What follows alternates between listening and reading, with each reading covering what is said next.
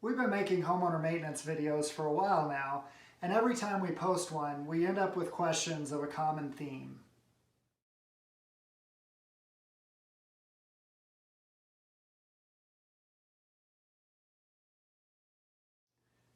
Hi, I'm Dakota Shafer with Structure Real Estate Group in Colorado Springs. And whether you've been a homeowner for a long time, you're a first-time buyer, or even a renter, having some tools around the home is essential. It can save you a ton of money in the maintenance of your home. And so today I want to go over what those basic tools are and a rough budget of what that'll cost you. Now, the first thing you need to do when assembling your home toolkit is just to establish a rough budget. Everything today I'm going to show you will cost you $200 or less depending on the quality of tools you're buying and what you include in your kit. But $200 is well spent right now because it can save you hundreds, if not thousands in the future in repairs and maintenance. So let's take a closer look at what I'm going to include in this basic home toolkit. Now, if you're looking to put a home toolkit together on a budget, one great place to start is to buy a all-in-one kit, just like this one. The tools might not be as high quality as if you're purchasing them separately, but they'll definitely get the job done. And so typically in these kits, what you'll see is a set of screwdrivers, both normal size and smaller, hex keys or Allen wrenches. You'll get a set of those in there. An adjustable screwdriver is always great to have as well with the bits. A utility knife with extra blades. And then a hammer usually comes in these kits, and these are great for smashing the snot out of your finger. A lot of times they'll include a measuring tape, as well as an adjustable wrench and different sizes of pliers and snips. So this is a great thing to have kind of at the core of your home toolkit. I purchased one of these for our office just because it's very compact, easy to put away, but we have it when we need it.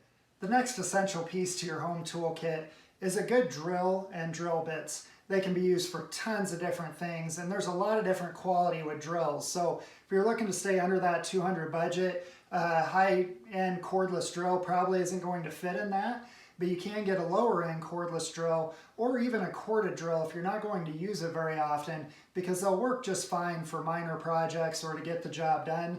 If you use it quite a bit, I would recommend spending some extra money and getting a good high-quality drill. Three more tools you should have in your kit include a 5-in-1 painter's tool. These are really handy to have. You can use them to scrape, to cut away old caulking, open paint cans, even as a screwdriver or a pry bar. The circle section or the half moon section in here is actually to remove paint rollers from the handle without getting your hand all messy, so that's really nice. And again, these are a great addition to your toolkit. Another thing is a standard putty knife, and these come in a lot of different sizes. This is kind of your medium-sized one. These work great, again, for scraping and removing debris. They also work great for drywall repairs as well. And last, I just have a retractable scraper. Now, this has a razor blade in it, and it works great for removing things off of glass, cutting in small places, and you can always replace the razor in it so that it always stays nice and sharp. You should also include a level in your toolkit. Small torpedo level like this is fine for a beginner kit. If you're getting into bigger projects though, you would want to purchase a longer one, either a 4 or a 6-foot level. Now we have a standard set of pliers and needle nose in your main toolkit, but a couple of sets of specialty pliers are also really nice to have. One of those is a set of electrician pliers. Now, anything electrical, you need to have a set of these. You can strip wire with them, you can twist things off, you can trim. They also are built in the bottom here for using coax cable and those kind of things. So very handy to have in your set. The other set of pliers that I have here is a set of vice grips.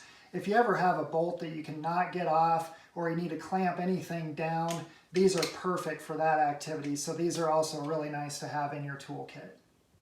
Now, if you've been watching our videos, you've seen me use a caulking gun a ton of times now, so of course I would include it in our essential tools in your toolkit.